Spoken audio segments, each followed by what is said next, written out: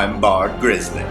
I'm gonna show you what it takes to get out alive in some of the least dangerous places on Earth. I've gotta make it through a day of challenges in the sorts of places where you wouldn't last a day without the right manly skills. Now, I'm on the hiking trails of wild China, deep in the heart of Fujian province, a place known for its weathery climate and mountainy trails. To survive here, I'm gonna have to keep my eyes on the trail, eat like a local, and to tackle the kinds of dangers only the most casual hikers would face. I'll be pitting my wits against leisure to show you how to survive in some of the most leisurely places on Earth.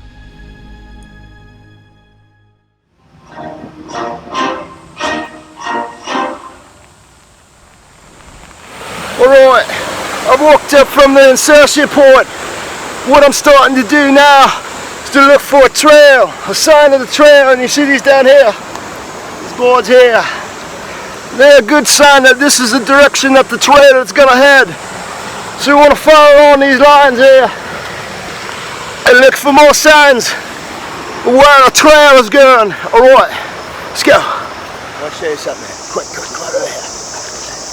Take a look down here, take a look down here. You see that there? You see that there? You can see how they made that transition between milled lumber and composite board right there. You can see that perfectly clear. You know, when I was an associate at a home improvement store, I learned that milled lumber, that comes right cut from a tree when it's composite board. That's a mix of polymers and cements and sawdust. And it's all molded and shaped together as deck boards. And you know what that means? That means this board here is going to last a lot longer than that board there. And this board here is going to be susceptible to all kinds of rot and decay. And that means that part of the trail up there is going to be a lot more treacherous than this part of the trail down here. And you know what that means to me? It means a lot more challenges. That's what I like. Come on, let's go. The local authorities have warned hikers to be wary of flash flooding. Flash flooding can often lead to a cornucopia of destruction and debris. It is also known to wash away entire portions of the path, so hikers need to be extra vigilant about losing their way. Look at that there. That's a trail marker. And that's going to let you know if you go that way, there's going to be people in that direction, or if you go that way there, there's going to be people in that direction also. And that's what you need to know if you're going to get out of this trail alive or survive this trail. So you always want to kind of keep a lookout for these kinds of trail markers, because they're going to let you know which direction there's going to be people, and that's going to be your ticket out of the woods. Let's go. It is unknown when trail markers were first utilized in ancient China, but today, China has some of the most clearly marked trails in all the world, and no matter which way you go, you're always bound to run into some kinds of people. Look at all that there. The water came right over the pathway, ripped it all off. You're going to have to be really careful going through this stretch of the trail. What you want to do in this kind of situation is look down here. See that? That's a steel girder. Now you want to hug the cliff as closely as you can. Don't lose sight of the cliff. And keep your feet always on the steel girder. That's going to hold you up. That's going to give you enough support as you traverse this side of the trail to the other side where it's safe. Alright, let's go. Let's give it a try. Do I look good? I look good? Alright, get a good angle. Make sure you get a good angle. Cool. Alright, let's go. I'm getting along the cliff here. I'm going to hug it as close as I possibly can. Do I look good?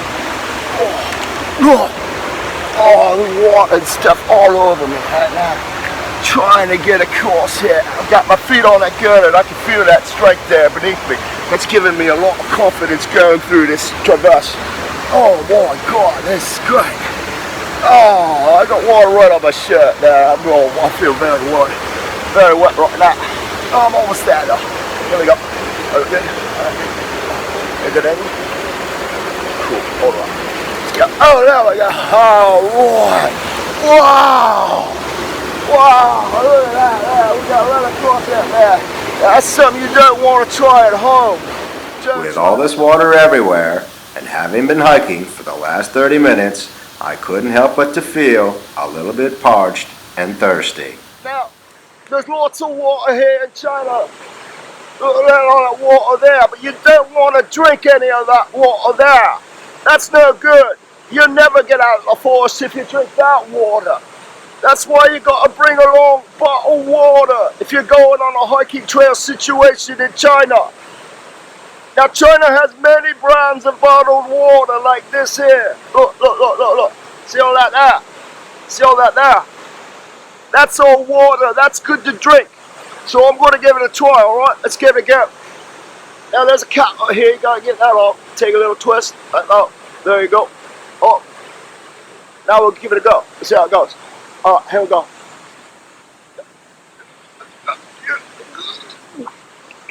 Oh. Oh. Oh, it tastes like that Cabernet and Loogie. But that's going to keep me alive.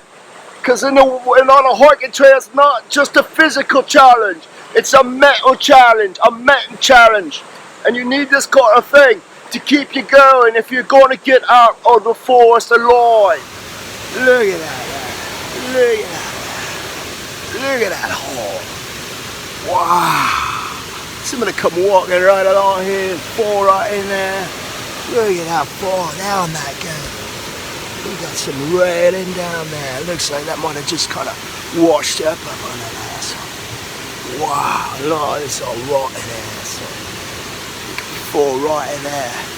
You gotta be careful out here. All kinds of dangers. Let's go. Although a hiker must remain exceptionally alert and maintain a positive interaction with their environment, there are going to be times when a hiker fails to recognize the imminent dangers that are lurking right beneath them.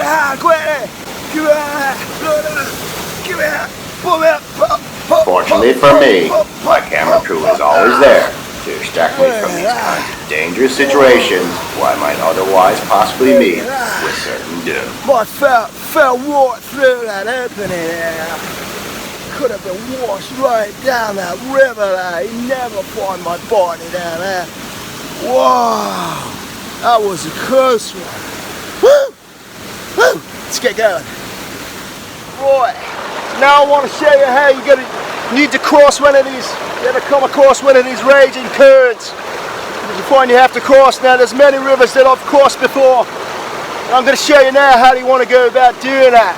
The first thing you want to do, so you want to stand up, face the river, look at it, do a good look at it. See it comes down there, it goes right down over those rocks and down there, a lot of debris over there. And you want to kind of use your feet, and put them really slowly on the bottom of the riverbed. And you just move really, get that really low, and use your feet. I can feel my feet right on the bottom of the riverbed right now. And they're going to carry me across this river. I'm going to get real slow here. I can feel my feet really touching the bottom there. You don't want to go in here on your hands or anything like that. Stand on your head. You might get swept right down the river. The locals tell the story of a man who recently attempted to cross the river by using his hands. He was immediately swept downriver and his body was never found. There we go. Woo! Woo! Woo! Right, here, you want to get a hand. Get a hand there. Come on, give me your hand. Here we go. Here we go. All right. Very good. Right. So that's how you want to cross one of these rivers. Always make sure you cross it with your feet on the bottom of the river. Because that's what's going to give you that balance you need, and the strength you need, and support you need to get across that raging current. All right, let's go. After hiking for 40 minutes, I could start to feel the pangs of hunger setting in. I decided to take a pause and get some food inside my weary body. So on every hiking trail situation, you want to bring along a little nourishment. So you're going to need that to get up the hill. So what I brought along here is a little bit of ramen here. Now ramen is something that a lot of Chinese people like to eat. They like to boil it in hot water. But you don't have to, you can eat all that. You see all that there? Let's put it down here, let's bring it down here. You see all that there? That there. It's all good to eat there. All that's there raw ramen there. That's all good to eat there. So what we're going to do is we're going to open this up here. So what you want to do here is you want to open your teeth. Get in your teeth. Just going to bite it out and try and, yeah, there you go. There we go. You bite it open like that and it tears off the packaging there. You kind of rip it right there. Then you want to pull out all the sauces there. These are no good. You don't matter if you just throw them away. They're no good. And then we're just going to take a little piece here. We're going to break off a little piece there. Like so. There you go. A little bit of piece. Give it a try. Here we go. Here we go. Let's go.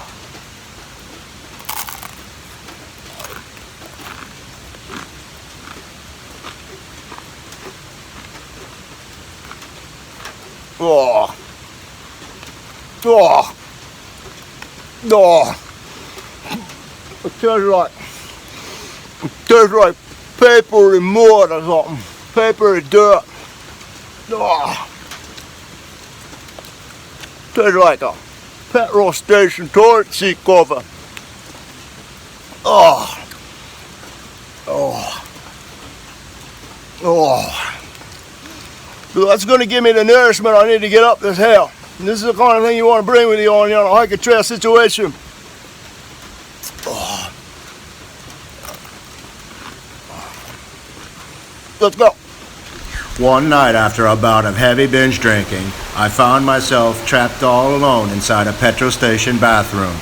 The ordeal lasted me over 3 days and I was forced to consume toilet seat covers in order to survive.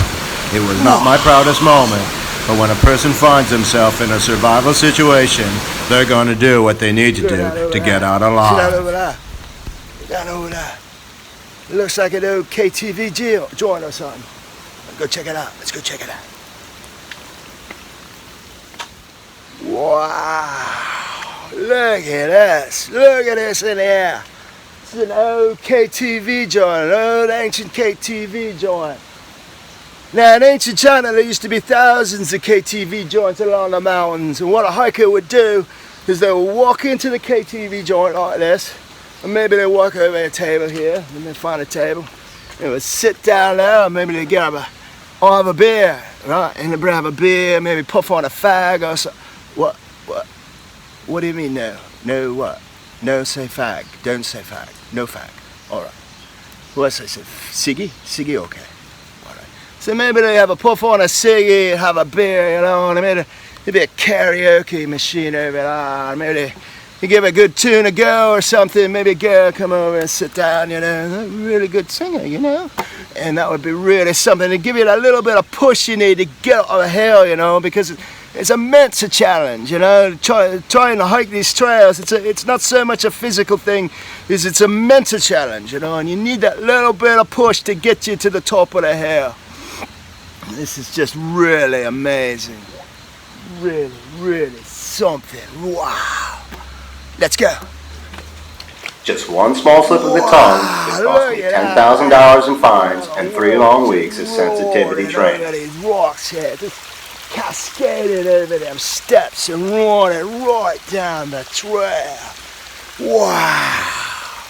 And what happens here is you get your slippy stones and then your wetty stones. You got your slippy and your wetty, slippy, wetty, slitty, wetty. What I like to do is kind of jump back and forth to the wetty, and then the slippy, and then the wetty, and then the slippy, wetty, slippy, wetty, slippy, till I get up past the water there. It makes it really awesome. All right, let's do it. Let's go. Wetty, slippy, wetty, slippy, right, slippy. The great Chinese philosopher Bruce Lee once said, "It is best to be like water." That's going to be a lot more trickier when you find yourself hiking up a very steep and slippery hill. There. See that there? See that there? Look at that water, man, of some kind. You know, a lot of hikers will come watering up this trail here, and they'll be eating the water, man, and they eat all the good parts, and then they just leave the rind there.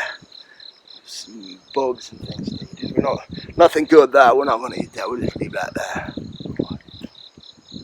Alright, we made it to the top, and it's really murky up here, as you can see. What a crutched out here, boy, it's the end of the world. get away from all that wind there. And it could be the end of the world, for all I know, with all that murk out there. Completely whited out, I can't see nothing.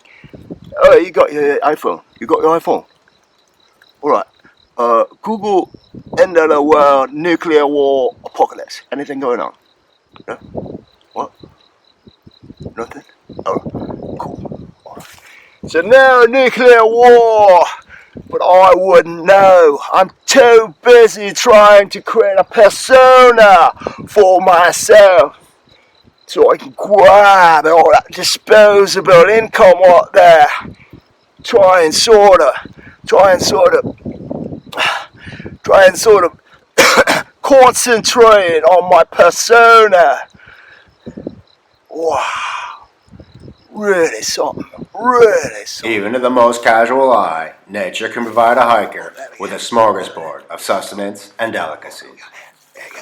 Right, see that there? See that there? See that there? Right there. See that? That's a snail. Now, snails are a delicacy in France. They're known as escargots. And you can eat those right there. You can eat theirs right there. And when you're on a trail, you want to kind of keep an eye out for anything along the trail that might be nourishment, like this snail here. So, we're going to talk to this snail here and see how he's doing and see what he's up to. Hello there, how are you? Oh, I'm very well, thank you very much. Thank you for asking. Oh, so he seems like a pretty nice chap, so we're not going to eat that snail there. We're going to put him back, and maybe we go along the trail here a little bit further, we maybe find some more ordinary snails to eat, okay? Let's go. Right, look at that. See that over there? Down there. It looks like an umbrella. Let's go check it out. Originating in China in the year 21 AD, umbrellas can provide a hiker with temporary shelter and some much needed protections from both rain and harsh sunlight. That's going to be good. It's going to be good. It's already open and everything there. See that there? That button there. See that open. Let's bring it back up here. We're going to get it up here, get a little bit dry. We're going to have to get it on or something. Let's see how it goes. Well, we're going to bring this over here, make like a little tent or something. We'll get these water here. Put that up there. So, over there. Maybe bring it down over here like this. Get it all crouch up on it like that. So, let's keep it nice and dry. Yeah, that's gonna be great. Right, it reminds me of when I was a little boy. And I'd be back in my bed, you know, and my mum, I'd put my blankets up over my head, you know. My mum would be like, Bud, where are you? And the mum, I'm in here. All right. Yeah, this is nice and toasty on here. We're just gonna wait that rain out on this. Let's see how it goes. As I sat there beneath the umbrella, reminiscing about when I was a boy, the rain slowly began to subside. So with one final magnificent yelp, which quickly escalated into something more awkward, I decided to make my way back down the mountain. As I descended, I was grateful for the invaluable lessons the trail had taught me. Always bring bottled water, keep your eyes on the trail, use your feet, and always maintain a positive interaction with your environment, because it's like the sign says, green grass only grows at the foot of mercy. There goes the bus. We're gonna have a run for it. Let's go.